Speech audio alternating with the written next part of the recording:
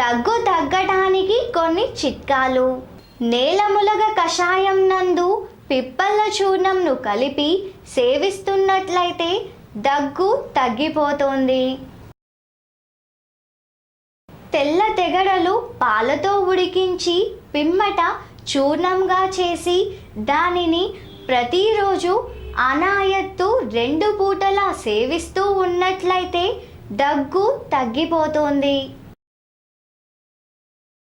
ఎండించిన దూలగొండి సమూలాన్ని పొడిగా చేసి సేవిస్తూ ఉన్నట్లయితే దగ్గు తగ్గిపోతుంది.